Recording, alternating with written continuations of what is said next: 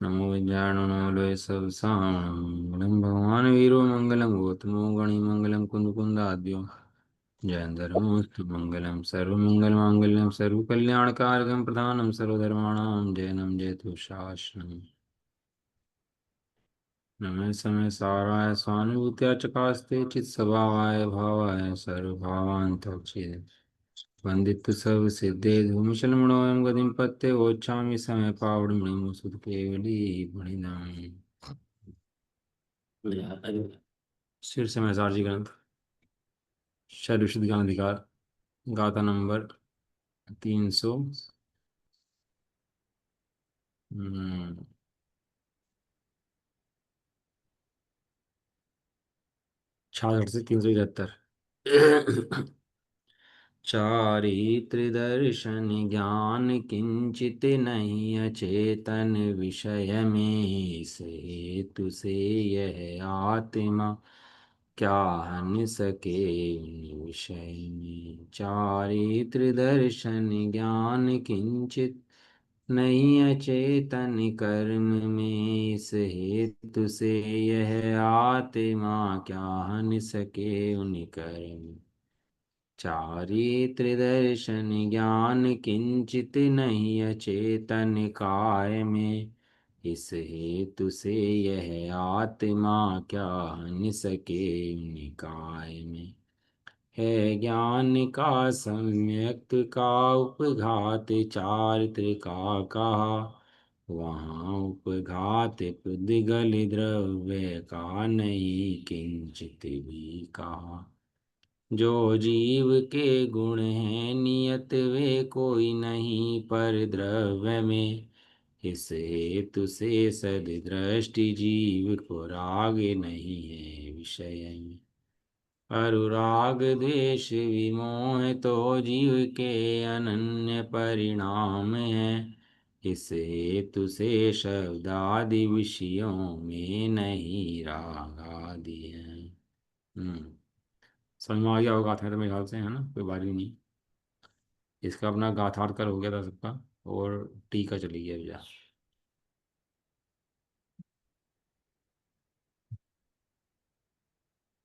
सिद्धांत देंगे आचार्य देव इसके अंदर एक जय सिद्धांत कहा था ना, जो जिसका होता है उससे होता है, जिसका होता है वही होता है, और जिस जो परिणमन होता है एक बहुत सिद्धांत है। एक द्रव्य के दो परिणमन नहीं होते, दो परिणमन का एक नहीं होता। जो जिसका होता है वही होता है, जो जिसमें होता है वो वही होता है। तो बहुत सारे सिद्धांत आचार्य देव देते हैं, और ये वास्तव में अपनी दृष्टि को शुद्ध करने के लिए हैं जितने सिद्धांत हैं। एक सिद्धांत और दे रहे हैं इसके अंदर कि वास्तव में जो जिसमें होता है वह उसका घात होने पर नष्ट होता ही है। आचार्य कुलदेव का सिद्धांत कितने गजब के सिद्धांत हैं अमर देव के, निकाल निकाल के लाते हैं। सिद्धांत की पूरे दिन के लिए काफी है अभ्यास करने के लिए। जो जिसमें होता है वह उसका घात होने पर नष्ट हो जाता है। मैं नमक कैसा होता है, ये खारा होता है, और खारा हटा दो उसके अंदर से तो क्या होगा? वो खारापन नष्ट होगा कि नमक नष्ट होगा? उसका घात करने पर उस वस्तु का नाश हो जाएगा। कर्म हटे, कर्म गए, कर्मों का नाश हुआ, तो जीव का नाश हुआ क्या? जीव तो उतना का उतना ही है, तो सिद्ध हो गया ना कि जीव अलग है कर्म अलग है। एक एक सिद्धांत सिद्ध करेंगे। जीव न्यारा कर्म न्यारा, जड़ चेतन तन वस्तु न्यारी स्वयं चराचर झलकी सारी। वास्तव में जो जिसमें होता है वह उसका घात होने पर नष्ट होता ही है। अर्थात आधार का घात होने पर आधे का घात हो ही जाता है। अब समझ लो कि मर गया कोई आदमी, अब मरने के बाद क्या होगा? मर गया, तो भैया मरने के लिए उसको मरना पड़ेगा। लेकिन जीव या कोई भी द्रव्य के अंदर अस्तित्व नाम के गुण हैं, वो मर नहीं सकता। यदि मारना हो तो अस्तित्व नाम के गुण का घात करना पड़ेगा उसके। उसका अस्तित्व गुण हटाओ उसके अंदर से, वस्तु के अंदर से, तो वस्तु का घात हो जाएगा, वस्तु का नाश हो जाएगा। लेकिन अस्तित्व नाम गुण तो हट सकता नहीं ना, वो तो वहीं का वहीं रहेगा। कह रहे जैसे दीपक के घात होने पर उसमें रहने वाला प्रकाश नष्ट हो जाता है, दीपक माने दीपक के कई रूप होते हैं। आप एक खाली दीपक लाते हो, उसको भी दीपक कहते हैं। घी डाल के तेल लगा के उसमें बत्ती लगा दी, उसको भी दीपक कहते हैं। लाइट प्रकाश जलाया, उसको भी दीपक कहते हैं। यहाँ जो दीपक की बात है, प्रकाश में जलते हुए दीपक की बात है। उसको व्यवहार से दीपक कहते हैं। जो खाली दीपक है ना, वो व्यवहार से दीपक, वो प्रकाश का हेतु बनेगा इसलिए। लेकिन जो प्रकाश का हेतु वर्तमान में है, वो दीपक।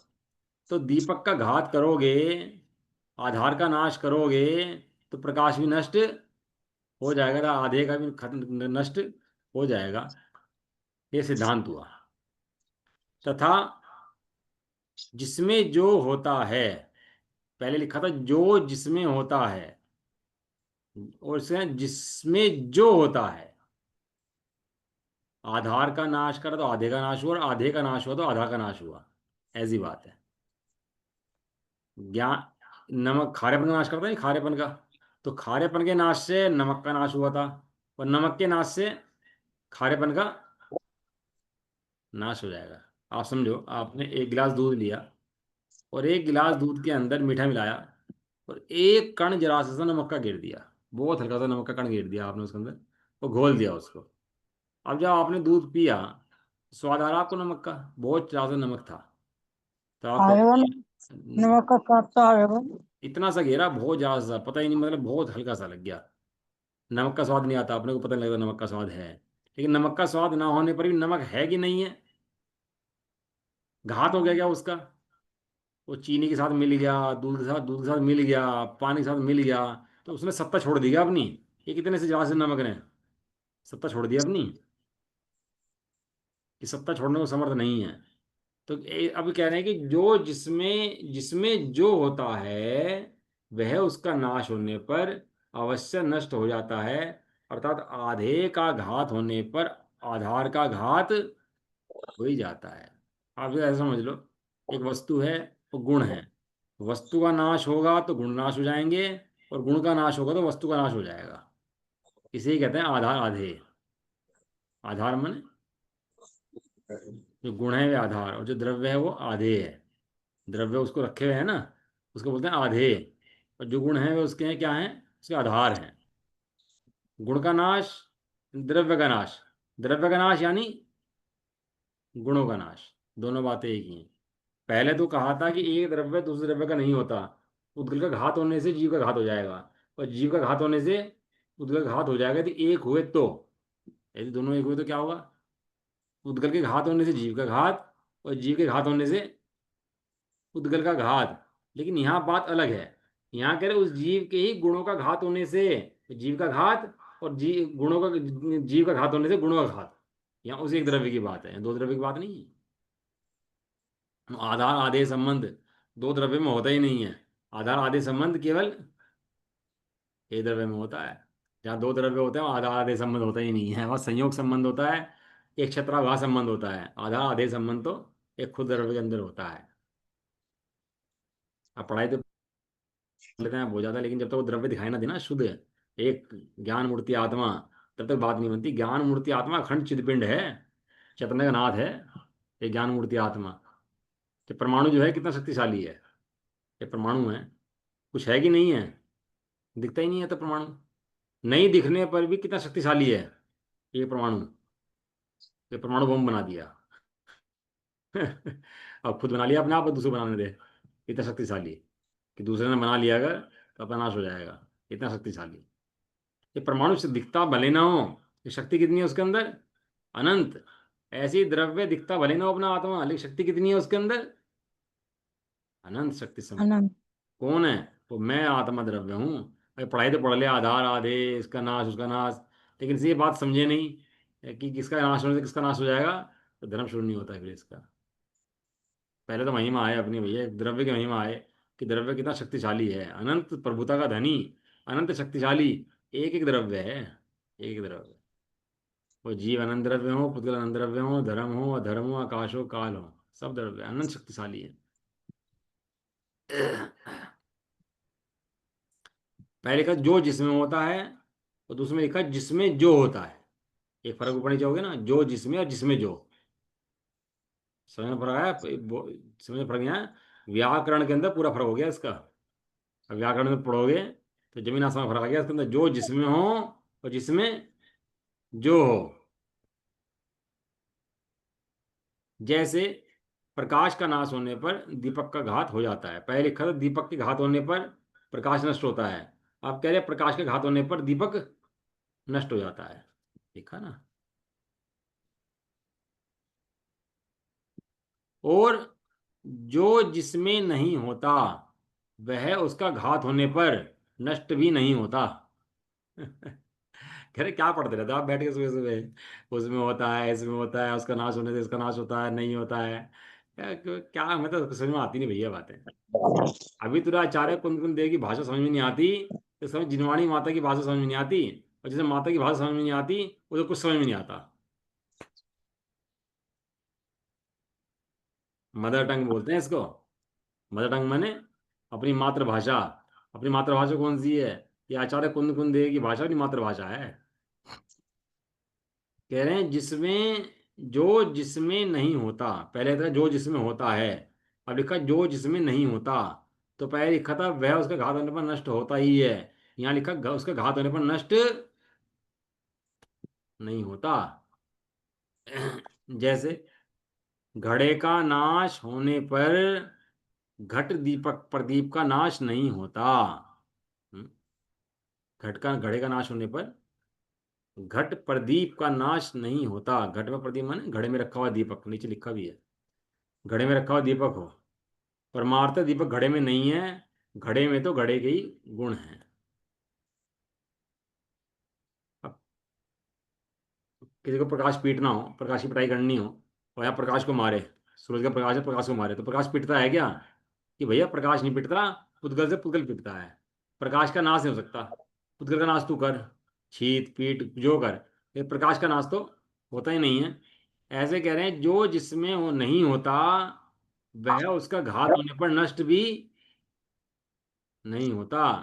जैसे घड़े का नाश होने पर घड़े घट प्रदीप का नाश नहीं होता, तथा जिसमें जो नहीं होता वह उसका घात होने पर नष्ट भी नहीं होता।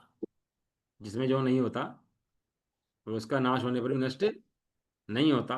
जैसे घट प्रदीप का घात होने पर घट का नाश नहीं होता, इस प्रकार न्याय से कहा है। क्यों आंटी, समझ में आता है ये बातें? नहीं आती समझ में अभी बात? चार सिद्धांत दे दिए उन्होंने इसके अच्छा। अंदर।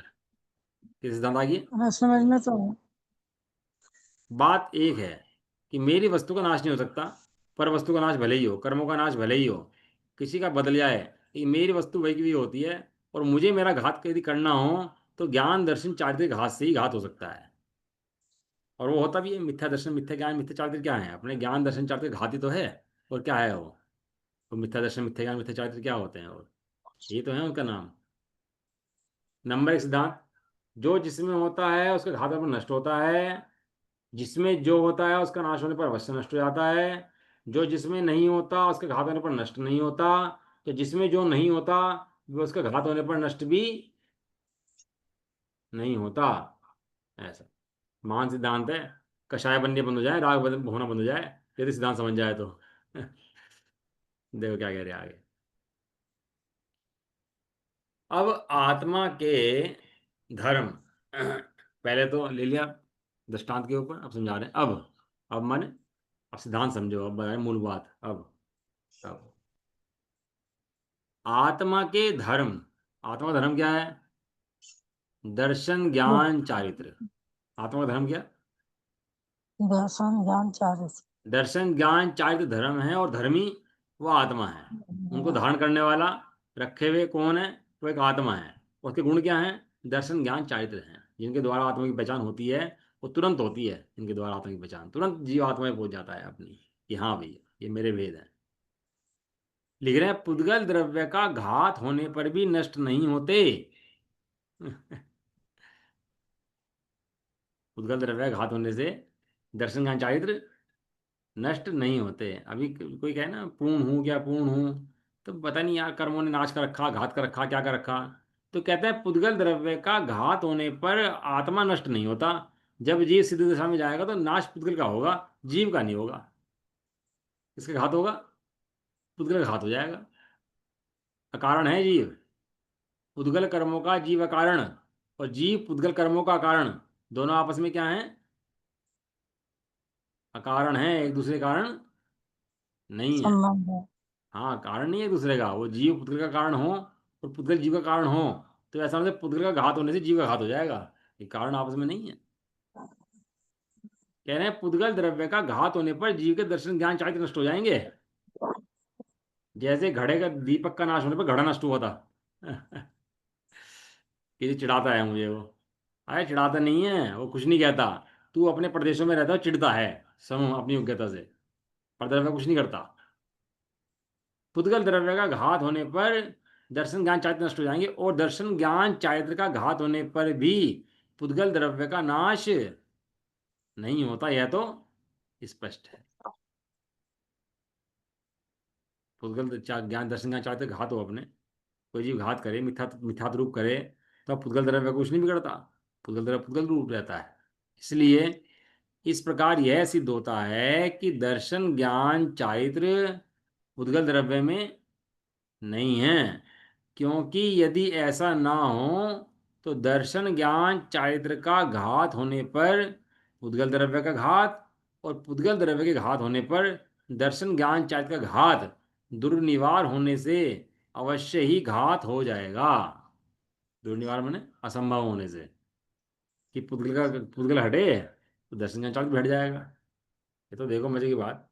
सिद्ध दशा जो है ना, पूरा सिद्ध करती है कि यहाँ पर पूरा जीव है। सिद्ध भगवान जो है ना, मेरा स्वरूप सिद्ध समान है, सिद्ध स्वरूप है मेरा, सिद्ध समान है मेरा ज्ञान। तो सिद्ध भगवान का जो स्वरूप है, वो अपना परिपूर्ण स्वभाव सिद्ध करता है कि मैं परिपूर्ण हूं, और पुद्गलों से सर्वथा भिन्न सिद्ध करता है। कौन? सिद्ध भगवान का स्वरूप। इसलिए से बारंबार सिद्ध दशा की देखते हैं, सिद्ध दशा को देखते हैं, मतलब अपनी पूर्ण दशा को याद करते हैं। कोई घट गया हूं कर्मों से, कर्मों ने घात कर दिया हो मेरा, दर्शन ज्ञान चारित्र को कर्मों ने निपटा दिया हो, ऐसा बिल्कुल भी नहीं है। ऐसा होने से जीव के जो जितने गुण हैं वे सब परद्रव्यों में नहीं हैं, यह हम भली भांति देखते मानते हैं। जीव के जितने गुण हैं वे सब कहाँ हैं? ये सब परद्रव्य में नहीं है, परद्रव्य गुण जीव के अंदर नहीं है। ऐसा सिद्ध हो गया बराबर, क्योंकि नहीं तो उनका नाश होने से जीव का विनाश हो जाएगा।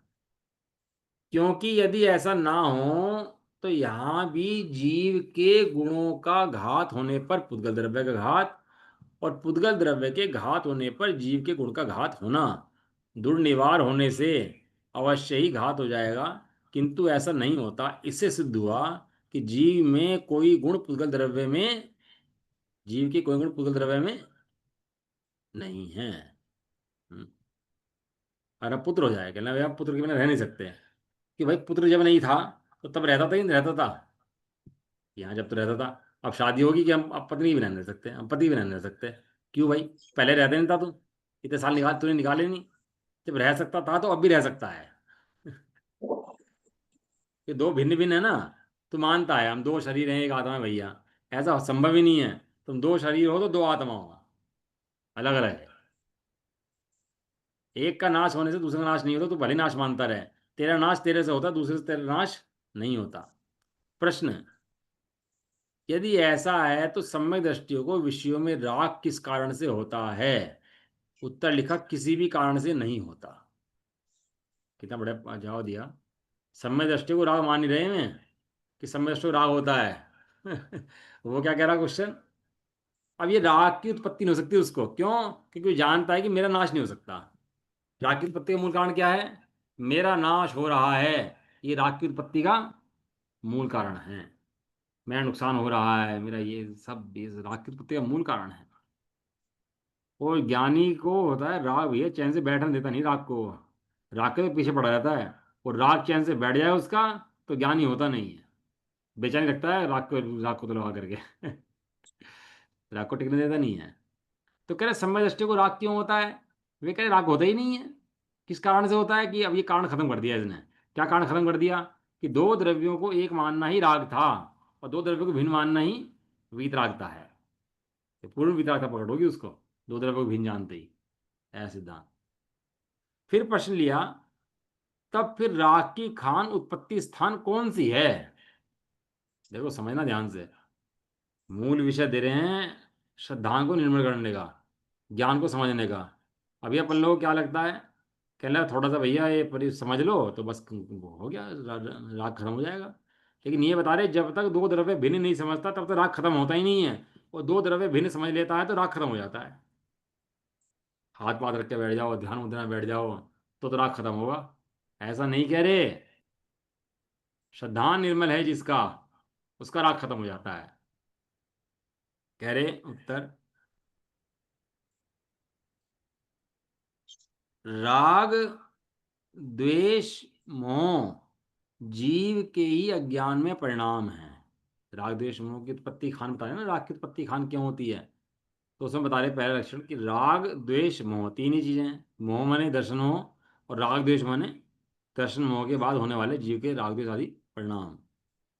वे जीव के ही अज्ञान में परिणाम है, अर्थात जीव का अज्ञान ही राग आदि को उत्पन्न करने की खान है। ये तो सिद्ध करा ना, सांख्यमति का प्रसंग प्रसिद्ध करा। अभी पीछे कहा था कि बहुत सारी उन्होंने भी सिद्ध करा कि जीव का ही परिणाम है, ये राग द्वेष मोह पुद्गल के परिणाम नहीं है। किसके परिणाम है? ये जीव के ही अनन्य परिणाम हैं। और वे ज्ञान में परिणाम ही राग को उत्पन्न करने की खान है। क्या है राग को उत्पन्न करने की? खाना है। कोयले की खान होती है ना, और उसमें कोयला निकलता रहता है, निकलता रहता है, और निकाले जा रहे कितने सालों से निकले जा रहा है। किसकी खान है वो? कोयले की खान है। ऐसे ही मोह जो है, ये मोह राग की खान है। इसमें तो ज्ञान के कोयला निकलता ही रहता है, निकलता ही रहता है। एक होता है हीरे की खान, एक होता है कोयले की खान। ये मोह जो है ना, ये कोयले की खान है। और जीव के ज्ञान दर्शन चारित्र, ये रत्नों की खान है, हीरे की खान है। कह रहे इसलिए वे राग द्वेष मोह विषयों में नहीं है, क्योंकि विषय परद्रव्य हैं। और वे सम्यक दृष्टि में भी नहीं है, क्योंकि उसके अज्ञान का अभाव है। राग द्वेष मोह किसके कहे? अज्ञानी के।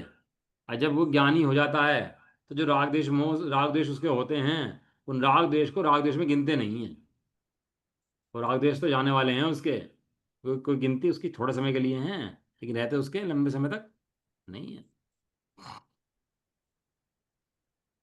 वे राग द्वेष मोह विषयों में नहीं है, क्योंकि विषय परद्रव्य हैं। वह सम्यदृष्टि जीव में भी नहीं है, सम्यदृष्टि ज्ञान ही है। तो किसके होते हैं? वो तो ज्ञान दशा में वर्तने वाले जीव के परिणाम है। और ज्ञान दशा किसे कहते हैं? अज्ञान दशा कौन सी होती है? जहां दो द्रव्यों की मानता है उसका नाम अज्ञान दशा है, उसका नाम मिथ्यात्व है। क्या कहा आंटी? दो द्रव्यों को, जो दो द्रव्यों को मानता है वो मिथ्या है। अभी शरीर में रोग हो जाए अपने, हो सकता है रोग हो गया शरीर के अंदर, वो दुख भी हो, रोए भी, चिल्लाए भी, सारे काम हों, वो ठीक है, वो हो सकता है। चाहे तो मोहनीय कर्म के उदय में ऐसी दशा हो सकती है। लेकिन उन दो द्रव्यों को अगर एक मान ले, अभी जीव क्या करता है, थोड़ा बहुत देख के चलेगा, अहिंसा पालनी शुरू कर देगा, जीवों की रक्षा करनी शुरू कर देगा, तो वो समझता है मैं जीवों की रक्षा करता हूँ। है क्या वो अशांति कुंज ने गाथा लिख दी, मैं मारता हूँ अन्य को या मुझे मारे अन्य जन, ये मान्यता है, ज्ञान है, इस भांति कहें भव्य जन। है, मैंने जीव को बचाया, उस जीव ने मुझे बचाया, मैंने उसकी रक्षा कर दी, उसने मेरी रक्षा कर दी, मैंने उपकार कर दिया, उसने मेरा उपकार कर दिया, ये मान्यता ज्ञान है। वहां चक्रवर्ती 6 खंड का जीतने जाए और इतनी बड़ी सेना लेकर के जाए जीतने के लिए, वो कितने को रोनता जाए, कदली छदली बांस भेद मारता ढाड़ता जाए सबको, तो भी उसको मिथ्यात्व का लेप नहीं लगता जरा सा भी। मिथ्यात्व का लेप लगता नहीं है। हमारे से तो भैया देखा नहीं जाता। अभी तो देखा नहीं जाता ना, तो तू केवल ज्ञाना वर्ण का बंद करता है। कौन से कर्म का बंद करता है? हमारे से सहन नहीं होता, हमारे से देखा नहीं जाता, हम तो आंख बंद कर, अरे भैया केवल ज्ञाना वर्ण का बंद होता है उस चीज से। अरे देखने में क्या बुराई है, देखने में क्या दिक्कत है? लेकिन नहीं, हम तो वीतरागी बन जाएंगे जाके बैठ करके, तो हमें धर्म होगा, नहीं तो नहीं होगा। यहाँ कहते हैं जिस दिन चक्रवर्ती बनने की ताकत आ जाए ना तेरे अंदर, उस दिन तेरा धर्म होगा। राजा बन के ताकत आ जाए ना, बताओ शेर के, वहां बैठा तो गुफा के अंदर, और पत्थर रख दिया, और पत्थर रख के आग लगा दी, शेर को अंदर मार दिया। याद होगा दृष्टांत हाँ। तो, जब मुनराज को उसने रुई लपेट के आग लगाई थी, वही राजा मुनि बन गया। और वही वहां पर आया जंगल में, वही किसान, उसने रुई लपेट कर और आग लगाई, वो उसने मेंढक के पैर काट दिए, तो उसने मृणाल के हाथ पैर काट दिए। सब दृष्टांत अपने प्रथम योग के अंदर हैं, हम वहां से पढ़ सकते हैं। मतलब सम्यक दृष्टि माने कोई मिचर मिचर करने वाला नहीं। सम्यक दृष्टि माने एकदम शुद्ध न्यायवान जी। भाई राजा बना दो चाहे बना दो, क्या फर्क पड़ रहा है, नरक में पहुंचा दो, स्वर्ग का वे देव बना दो, चाहे जो जो हो जाए। ये सब कर्मों की दशाएं हैं, मेरी दशाएं नहीं है। हम तो नहीं, हमसे नहीं होता। अभी नहीं होता ना भैया, तो तेरा कर्मों का बंध होता है। उसके अज्ञान का भाव है। इसलिए राग द्वेष मोह विषयों में ना होने से और सम्यक दृष्टि के भी ना होने से वे हैं ही नहीं। किसके नहीं है? वे ज्ञानी के नहीं है। भावार्थ।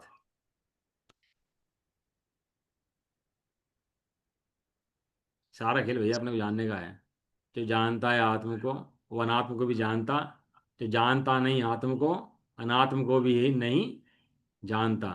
जो निश्चय को जानता है वो व्यवहार को भी जानता है। जो निश्चय नहीं जानता वो व्यवहार को भी नहीं जानता। नहीं जानता। निश्चय एक, वो निश्चय से हटते ही शुद्ध निश्चय न से हटते अशुद्ध निश्चय न है। एक से हटा सो शुद्ध न्याय खड़ा हो गया। एक से हटते ही अशुद्ध न्याय खड़ा हो गया। अशुद्ध न्याय को दूसरी भाषा में को तो व्यवहार कहते हैं। अशुद्ध न्याय शब्द नहीं अच्छा लगता है ना जीवों को, तो सभी व्यवहार बोलते हैं। भेद हैं, पर्याय हैं, सब क्या हैं? सब व्यवहार से कहते हैं। लेकिन वास्तव में शुद्ध न्याय है। शुद्ध न्याय क्या है? कि एक अपनी वस्तु वो शुद्ध न्याय का विषय है, वो शुद्ध है। वे सम्यदृष्टि जीवों के नहीं है और विषयों में भी नहीं है। तो कहाँ खड़े होते हैं सभी हैं? ये सब अज्ञान दशा में खड़े होने वाले परिणाम हैं। इसलिए हे जीवों, अज्ञान का भाव करो। अज्ञान का भाव करो मतलब स्वयं आत्मा को, अपने ज्ञान स्वरूप आत्मा को जानो, जो ज्ञान का केंद्र है। ऐसे आत्मा का श्रद्धान करो। भावार्थ पढ़ लेते हैं इसका, आज है ना।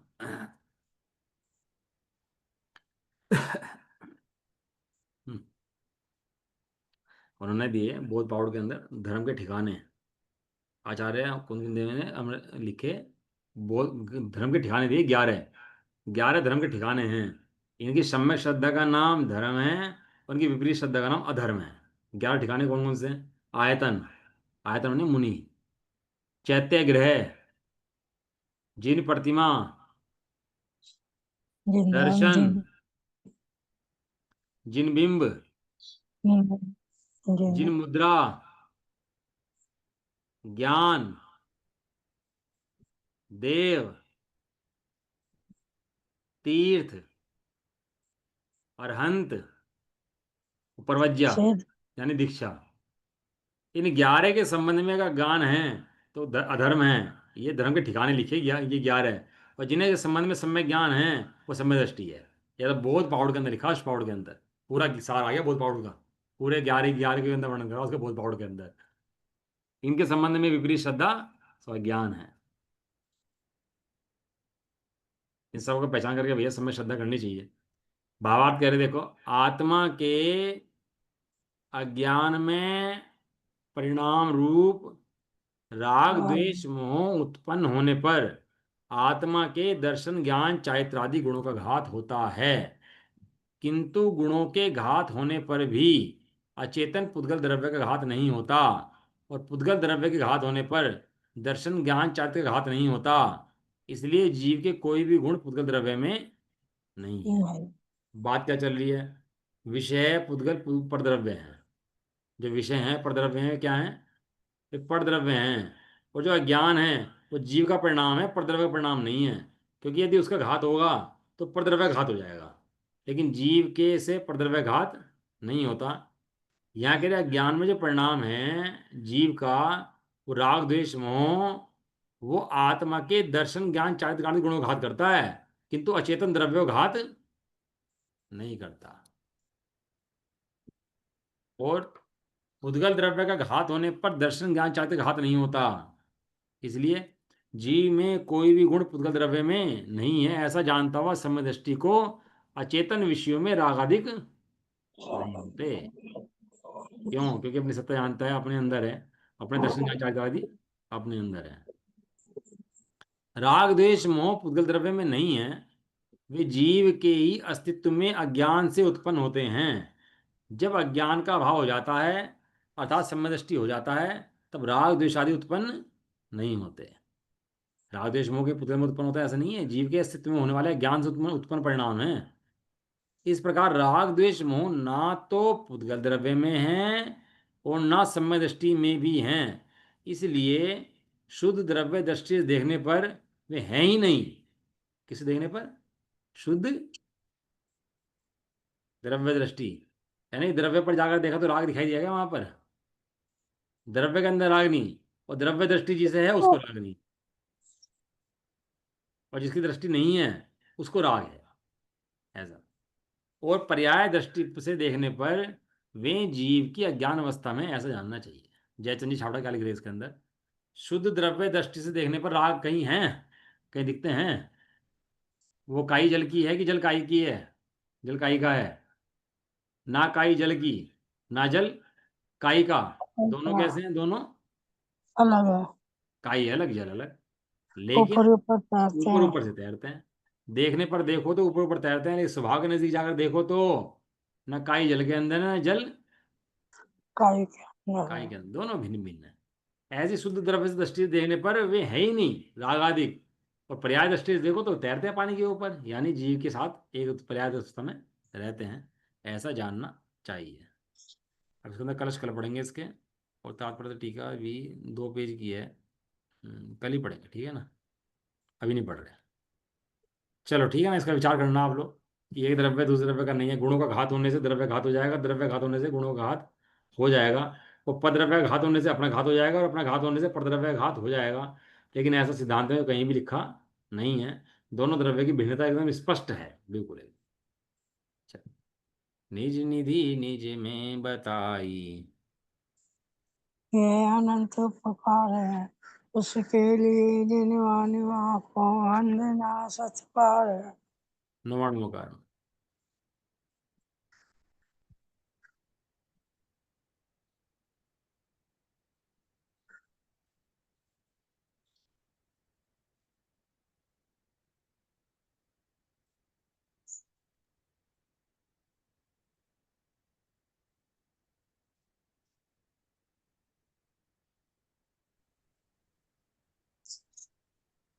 जय प्रदोषिणी माता की।